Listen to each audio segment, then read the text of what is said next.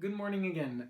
We're going to be looking now at rotational variables and actually what is rotation. First video was about the center of mass, which is a concept we needed and will need later. For this, we can put the center of mass on hold. Rotational variables are similar to the linear variables, position, displacement, velocity, acceleration, that we had at the beginning of the semester. They are just involved in a rotational motion, what's called angular motion. We can have objects that move in a random manner. We can have objects that move in a purely linear motion. We can have objects that move in a purely rotational motion. We can also have, of course, objects that move both with translational motion and a rotational motion, such as rolling. But we won't cover that this semester because of the circumstances. A couple of different things we need to define first. One is we'll only consider the rotation of rigid body. And a rigid body is an object that is essentially not squishy. A human being is squishy. A rigid body isn't. So this, for example, this marker is a rigid body. The board is a rigid body. The table on which my phone is sitting,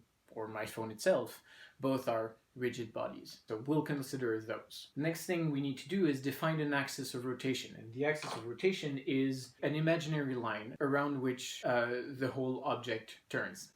Going in circles, all of the puns intended. Imagine, so when we have this marker that's hopefully rotating statically, you can see that all of the points move around its center, the center of this circular cross section right here. All of the points rotate about this, but the whole of the marker stays immobile in space. It just rotates. On the Earth, for example, that axis of rotation goes from the geographical North Pole to the geographical South Pole, and all of the Earth rotates. Now that axis is tilted, which is what gives a season and whatever else, but whatever. So we'll consider the rotation of rigid bodies around axis of rotation, but around fixed axis. Axis of rotation that stay put in space, that don't change orientation or that don't move around. This rotation I'm hopefully trying to replicate the rotation of a rigid body around a fixed axis. We have here the cup, and I put a reference line here to signify that it is at its original position.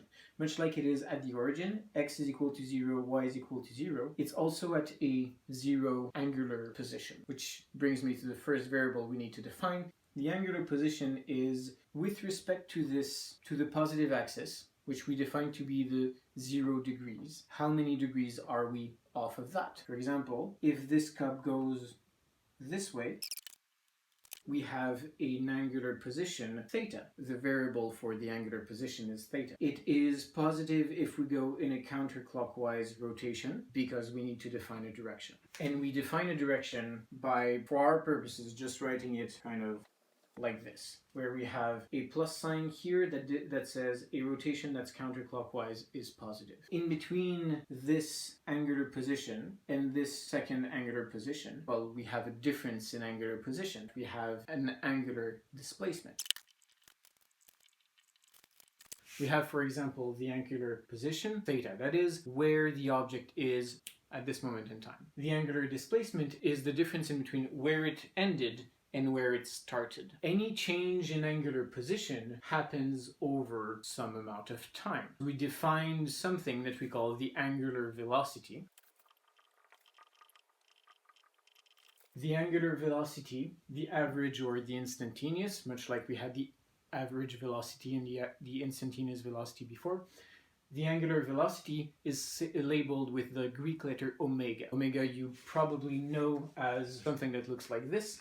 That's the capital Greek letter omega. This is the lowercase. So omega is simply the ratio of angular displacement over time. You can have a difference in angular velocity. For example, if an object starts rotating and rotates faster and faster and faster and faster and faster up until it reaches a maximum angular velocity. Well, that change in angular velocity happens over some amount of time. So if we take the ratio of the two,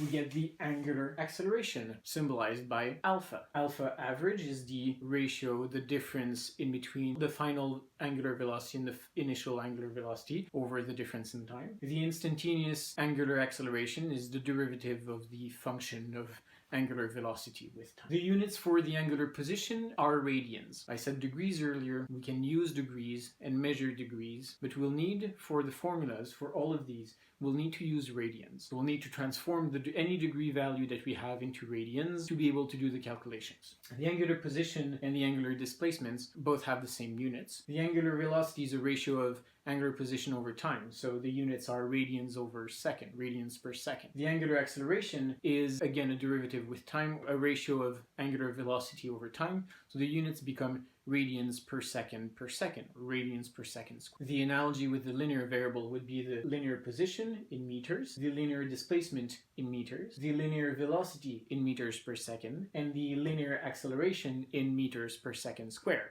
I mentioned it before just in passing, but you can relate the rotational and the linear variables, position, displacement, velocity, and acceleration, so that we can go from one to the other.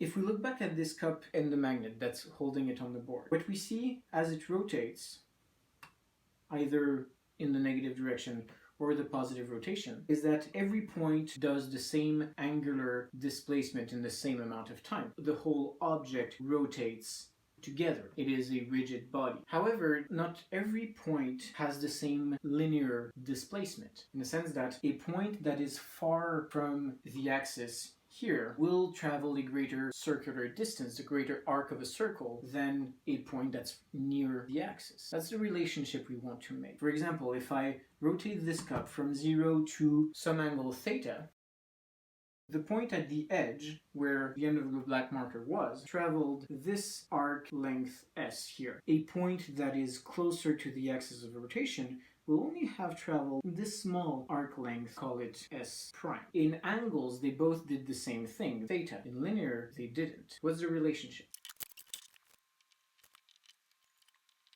These are the four links that we can make in between the displacement, velocity, and acceleration. The tangential displacement, what I had written s there, either or s prime, in red or in blue, depending of the point, is given to you by the product of radius of the circle that point will trace around the center of rotation, the axis of rotation, and the angle that it has traversed. If you want to find how it works, just take an angle to be 2 pi radians.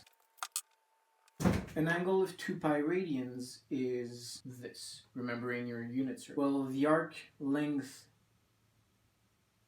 here is the circumference of the circle. If r is the radius of the circle, the circumference is 2 pi r. Well, this is just an angle, and this circumference here is just an arc length. Arc length, angle, radius. It is exactly the same. We call it the tangential displacement because it is the sum of the small increments of displacement all around the circle, always tangent to the circle that the point will trace. The velocity is the derivative with time of the displacement. That goes for angular or linear motion. The tangential is just there because the linear it's the sum of the linear motions, the linear displacements all around the circle. The circle is an infinite amount of very, very small straight line. If you take the derivative with respect to t of the first function in blue, knowing that r is a constant, you get this. V is equal to r omega. You have the linear quantities, or the tangential quantities, the radius of the circle traced by the point, and the angular quantities. You can do the same thing a second time. Take the derivative of the tangential velocity with respect to time.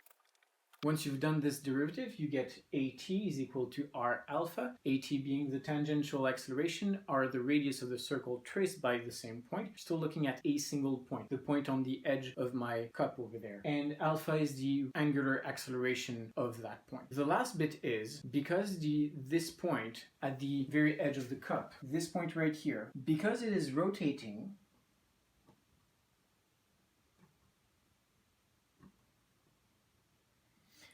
if we only isolate it, because it is rotating, assume at a constant speed, for example, it will have a constant radial or centripetal acceleration, the same one that we had in uniform circular motion at the beginning of the semester before reading. And this centripetal acceleration is written the same way that it was before. We can relate this or rewrite this using the definition of the tangential velocity and squaring it. So we have another way of writing the radial acceleration, r omega squared. Both are equivalent, it just depends what you need for that particular problem. These are the links in between the linear and angular variables.